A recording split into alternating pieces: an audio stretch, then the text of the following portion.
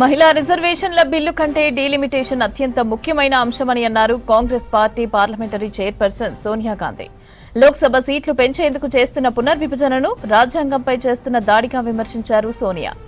ఎన్నికల టైంలో మహిళా కోటా బిల్ తీసుకురావడంపై అనుమానాలు వ్యక్తం చేశారు.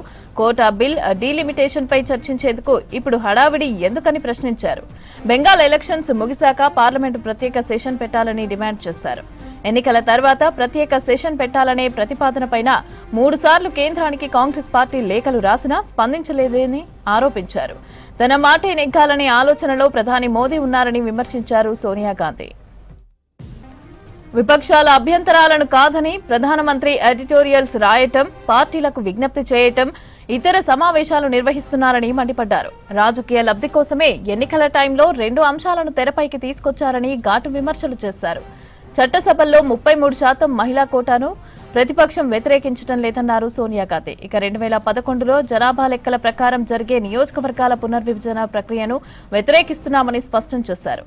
ఏప్రిల్ 16 నుంచి 18 వరకు జరిగే ప్రత్యేక సమావేశంలో కాకుండా పార్లమెంటు వర్షాకాల సమావేశంలోనే కోటా సవరణ బిల్లు తీసుకురావాలని డిమాండ్ చేశారు సోనియా గాంధీ. మహిళా రిజర్వేషన్ల బిల్లు కంటే డీలిమిటేషన్ అత్యంత ముఖ్యమైన అంశమని అన్నారు Congress party parliamentary chairperson Sonia Gandhi. Lok Sabha సీట్లు పెంచేందుకు చేస్తున్న పునర్విభజనను రాజ్యాంగంపై చేస్తున్న దాడిగా విమర్శించారు సోనియా. ఎన్నికల టైంలో మహిళా కోటా బిల్ తీసుకురావడంపై అనుమానాలు వ్యక్తం చేశారు.